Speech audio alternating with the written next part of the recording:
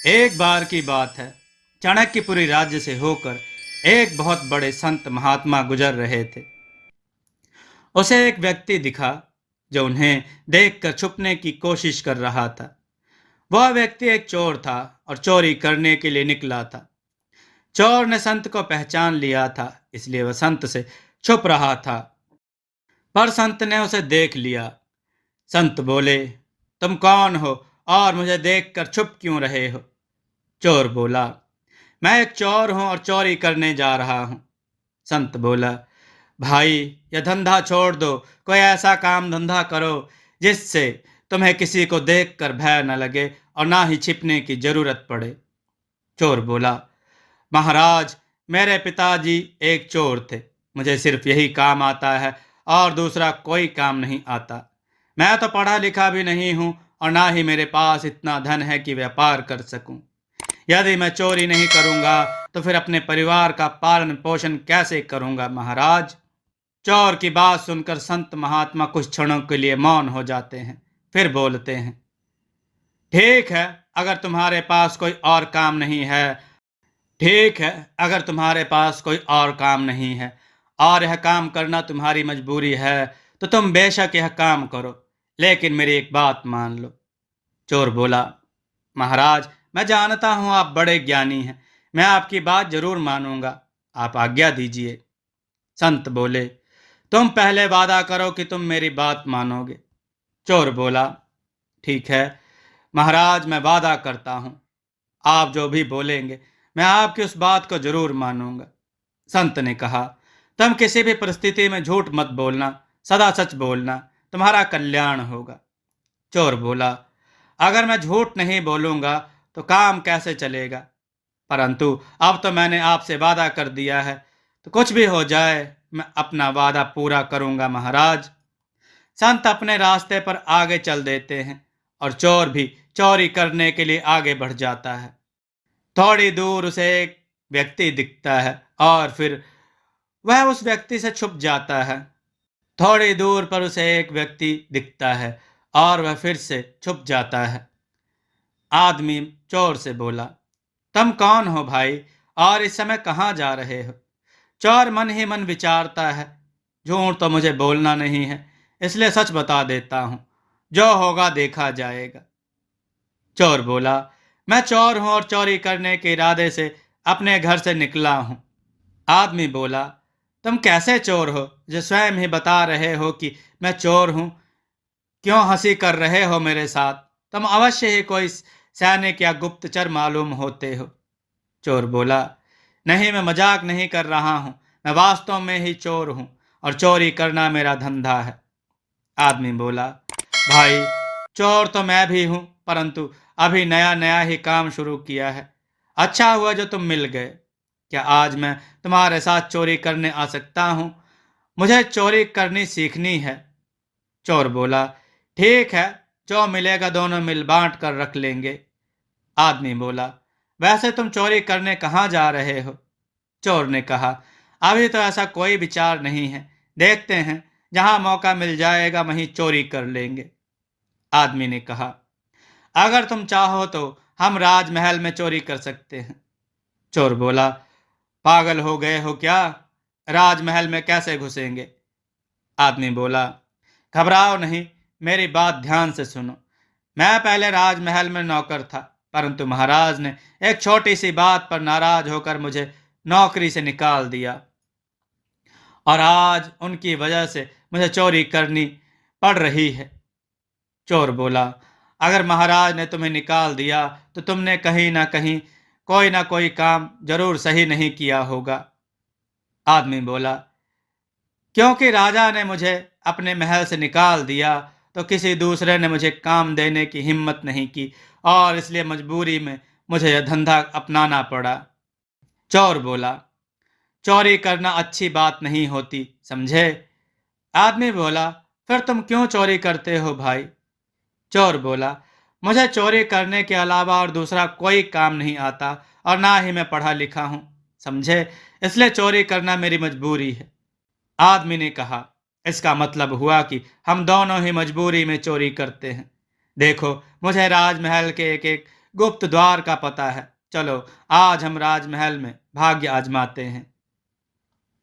दोनों साथ मिलकर राजमहल के पीछे की तरफ पहुंच जाते हैं और व्यक्ति छुपा हुआ एक गुप्त दरवाजा खोलते हुए चोर से कहता है, तुम पुराने चोर हो, अंधेरे में देखने का तुम्हें ज्यादा अभ्यास है, इसलिए तुम अंदर जाकर सारा माल इकट्ठा करके ले आओ, मैं यहीं पहरा देता हूं। चोर बोला, इतने बड़े महल में मुझे कैसे पता चलेगा कि सारा धन कहाँ रखा हुआ है। आदमी बोला, तुम इस द्वार से अंदर जाओ तो तुम्हें एक बड़ा कमरा दिखाई देगा। वहां पर बहुत सारी संदूकें हैं, लेकिन मुख्य द्वार के पास दाहिने तरफ जो एक बड़ा सा संदूक रखा है, उसे खोलना। उसे खोलने के बाद तुम्हें उसमें एक चरखी दिखेगी। जैसे ही तुम उस चरखी को घुमाओगे तो मुख्य द्वार खुल जाएगा। चोर बोला, भाई तुम्हें तो सच में महल के बारे में सब कुछ पता है। आदमी बोला, उसके बाद तुम उस मुख्य द्वार से अंदर जाना और उस कमरे के बीचों बीच तुम्हें एक संदूक दिखेगा। तुम उसे खोलोगे तो उसके अंदर तुम्हें चाबियों का गुच्छा मिल जाएगा। तुम्हारे दरवाजे के बाईं तरफ बक्सा दिखेगा। दूसरे दरवाजे के बाईं तरफ एक बक्सा दिखेगा जो देखने में सबसे छोटा होगा और एक बड़े से बक्से के ऊपर रखा होगा। चाबियों के गुच्छे में जो सबसे छोटी चाबी होगी ना, उस चाबी से छोटे बक्से को खोल लेना। उसमें तुम्हें एक छोटा सा संदूक दिखेगा। उस संदूक में बहुमूल्य हीरे रखे हैं, बस वही लेकर आ जाना। चोर बिल्कुल वैसा ही करता है जैसा उस व्यक्ति ने बताया था और हीरे लेकर वापस आ जाता है। चोर बोला, भाई तुमने जैसा कहा था अंदर सब कुछ वैसा ही था। हाँ, ये लो तुम्हारे हिस्से का हीरा। मैंने उसमें से 2 हीरे निकाले, एक तुम्हारा और एक मेरा। आदमी बोला, लेकिन उस संदूक में तो 3 हीरे थे, तुम 2 ही क्यों लेकर वापस आ गए भाई। चोर बोला, भाई देखो, हम 2 थे, अगर मैं 3 हीरे लेकर आता तो वह तीसरा हीरा हम दोनों में बंटवारा बहुत मुश्किल था, इसलिए मैंने संदूक में सिर्फ 2 हीरे निकाले ताकि हमारे बीच कोई भी तरह का मतभेद ना हो जाए। आदमी बोला, अरे भाई तुम बड़े विचित्र चोर हो, तुम चाहते तो वो एक हीरा अपने पास रख सकते थे। चोर बोला, मैं ऐसा नहीं कर सकता क्योंकि मैं झूठ नहीं बोलता हूं, इसलिए मैंने वह एक हीरा संदूक में वापस रख दिया और हम दोनों के लिए एक एक हीरा लेकर बाहर आ गया। ये लो तुम्हारा हीरा। उस व्यक्ति को एक हीरा देकर चोर वहां से चला गया। आदमी बोला, मुझे लगता है कि यह मुझसे झूठ बोल रहा है। भला ऐसा कैसे हो सकता है कि अपनी जान जोखिम में डालकर कोई महल के अंदर चोरी करने जाएगा और सामने रखे हुए 3 हीरों में से सिर्फ 2 ही हीरे लेकर वापस आएगा और उसमें भी एक हीरा मुझे दे देगा। यह अवश्य ही झूठ बोल रहा होगा। सुबह होते ही जब यह खबर फैल गई कि महाराज के महल में चोरी हो गई है, राजा ने मंत्री से कहा, चोर के बारे में पता लगाया जाए। खजाने का द्वार खुला खजाने का द्वार खुला हुआ मिलता है। अवश्य यह किसी भेदी का काम है। शीघ्र ही इसकी जांच करो और चोर का पता लगाओ। मंत्री बोला, जो आज्ञा महाराज, मैं आज ही चोर का पता करता हूं। मंत्री ने दरवाजे के कमरे का निरीक्षण किया। मंत्री ने खजाने के कमरे का निरीक्षण किया तो देखा सारे बक्से वैसे के वैसे ही बंद पड़े थे। सिर्फ एक छोटा सा बक्सा खुला था जिसमें 3 कीमती हीरे रखे थे। मंत्री ने संदूक खोला तो देखा उसमें एक हीरा रखा हुआ है। मंत्री ने अपने मन में सोचा, एक हीरा तो इस संदूक के अंदर ही है। लगता है वह चोर जल्दबाजी में एक हीरा रखना भूल गया है। अगर मैं हीरा अपने पास रख लूं तो मैं कितना धनवान हो जाऊंगा। चोर अगर पकड़ा जाए तो वह लाख कहे कि मैंने सिर्फ 2 हीरे चुराए हैं, उसकी बात कौन मानेगा। मैं यह हीरा अपने पास ही रख लेता हूं। मंत्री फिर राजा के पास जाता है। मंत्री बोला, महाराज सारे बक्से तो ठीक है, सिर्फ एक बक्सा खुला हुआ है जिसमें 3 कीमती हीरे रखे थे और वही चोरी हुए हैं।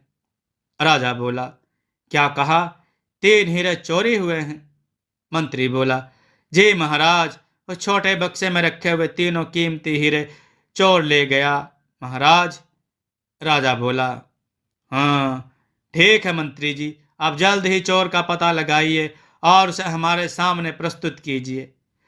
तलाश शुरू की गई और जल्द ही चोर को राजा के सामने खड़ा कर दिया गया। राजा बोला, क्या रात में तुमने ही राजमहल में घुसकर चोरी की थी? चोर बोला, जी महाराज, मैंने ही चोरी की है और मैं इसका दंड भुगतने के लिए भी तैयार हूं। परंतु मेरे साथ एक अन्य भी इस चोरी में शामिल था। मंत्री बोला, वो कौन था? उसका नाम बताओ। चोर बोला, मैं उसका नाम नहीं जानता और ना ही उसके घर का पता जानता हूं। कल रात को पहली बार ही मैं उससे मिला था। मुझे उसके बारे में और कुछ नहीं पता। उसने ही मुझे गुप्त दरवाजे के खजाने के अंदर जाने का रास्ता बताया था। मंत्री बोला, क्या कहानी सुना रहा है, झूठा कहीं का? अपने साथी का नाम जल्दी बताओ, वरना मैं तुम्हारी खाल खिंचवा लूंगा, समझे? चोर बोला, आप जो सलूक चाहे मेरे साथ करें, परंतु मैं सच कह रहा हूं। मुझे उसका नाम पता नहीं मालूम। मैं रात की सारी घटना आपको बता चुका हूं और मैं जो भी कह रहा हूं सच कह रहा हूं। यह मेरे हिस्से का एक हीरा है जो मैंने अपने पास रखा था। मंत्री बोला, तुम चोर हो, तुम्हारी बात पर विश्वास नहीं किया जा सकता। तुम कहते तो तुम कहते हो कि तुमने 2 हीरे चुराए थे और एक हीरा अपने साथी को दे दिया, लेकिन चोरी तो 3 हीरों की हुई है। फिर वह तीसरा हीरा कहाँ गया? चोर बोला, मैं नहीं जानता, मैंने सिर्फ 2 हीरे चुराए थे। तीसरा हीरा मैंने वापस उस संदूक में ही रख दिया था। मंत्री बोला, अगर तुम्हारी बात पर यकीन किया जाए तो यह बताओ, तुमने ऐसा क्यों किया? चोर बोला, मंत्री जी, हम 2 साथी थे और संदूक में 3 हीरे थे। अगर मैं तीनों हीरे चुराता तो तीसरे हीरे का बंटवारा करना बहुत ही मुश्किल था। हम दोनों चोरों के बीच कोई मतभेद ना हो जाए, ये सोचकर मैंने एक हीरा संदूक में वापस रख दिया था और 2 हीरे ही अपने साथ लेकर बाहर निकल गया था। मंत्री कुछ कहता उसके पहले ही महाराज बीच में बोल पड़े, मंत्री जी, ये चोर बिल्कुल ठीक कह रहा है। इसने सिर्फ 2 हीरे चुराए थे, जिसमें से एक हीरा इसने अपने साथी को दे दिया था और एक स्वयं रखा था। अपने हिस्से का हीरा इसने दे दिया और इसके साथी के हिस्से का हीरा मेरे पास है, क्योंकि मैं ही इसका साथी था। रात को जब मैं भेष बदल कर राज्य में घूम रहा था, उस समय मेरी मुलाकात इस चोर से हुई थी। जो हीरा इसने मुझे दिया था वो हीरा ये है। महाराज ने अपनी जेब से एक हीरा निकाल कर सामने रख दिया। दरबार में सन्नाटा छा गया, सब मौन थे। थोड़ी देर बाद राजा बोले, जब ये चोर मेरा हिस्सा मुझे देकर चला गया तो मैंने खजाने में जाकर इसकी जांच की, क्योंकि मुझे लग रहा था कि ये चोर झूठ बोल रहा है और इसने वो तीसरा हीरा अपनी जेब में रख लिया है और मुझे सिर्फ एक हीरा देकर चला गया। लेकिन अफसोस की बात यह है कि जब मैंने संदूक में देखा तो एक हीरा वहीं पर था और इस समय मंत्री जी की जेब में है। राजा बोला, मंत्री जी, आप उस तीसरे हीरे को अपनी जेब से खुद निकालेंगे या मैं सैनिकों को आदेश दूं? मंत्री हीरा निकाल कर महाराज को दे देता है। राजा बोले, राजमहल में चोरी के अपराध में मंत्री को कारागार में डाल दिया जाए। राजा फिर बोला, और तुम कैसे चोर हो, चोरी भी करते हो और सच भी बोलते हो? चोर बोला, महाराज, मैं एक संत महात्मा से मिला था जिन्होंने मुझसे सदा सच बोलने का वादा करवाया था। क्योंकि मुझे कोई दूसरा काम नहीं आता महाराज, इसलिए चोरी करना मेरी मजबूरी है। राजा बोला, मैं तुमसे बहुत प्रसन्न हूं और तुम्हें अपने मंत्री बनाना चाहता हूं। चोर बोला, महाराज, आपकी बड़ी कृपा दृष्टि है, परंतु आज मुझे यह मंत्री का पद सिर्फ उन संत महात्मा के वचनों द्वारा ही प्राप्त हुआ है। इसलिए मैं अपने जीवन का कल्याण करने के लिए उन संत महात्मा के पास ही जाना चाहता हूँ और उनकी ही सेवा सुमरन में अपना बाकी का जीवन व्यतीत करना चाहता हूँ। राजा बोले, उन संत महात्मा से हम भी मिलना चाहेंगे, जिन्होंने एक चोर को उसके अवगुण के साथ इतना गुणवान बना दिया। ऐसे संत को हमारे राजमहल में होना चाहिए। यह हमारे राज्य के लिए बहुत ही हितकर होगा। राजा के आदेश पर संत को ढूंढा जाता है, संत को राज्य का राजगुरु बना दिया जाता है और संत के आदेश को मानकर चोर राज्य का मंत्री बनने को तैयार हो जाता है। इस तरह संत और चोर दोनों ही उस चाणक्यपुरी राज्य का हिस्सा बन जाते हैं। दोस्तों, आपको यह कथा कैसी लगी? अपने विचार और सुझाव कमेंट में जरूर दें। हमारी कथाओं को लाइक करें, हमारे चैनल को सब्सक्राइब करना न भूलें। हमारी कथाओं को शेयर जरूर करें जिससे लोगों को अच्छा ज्ञान प्राप्त हो। जय श्री राम भक्तों।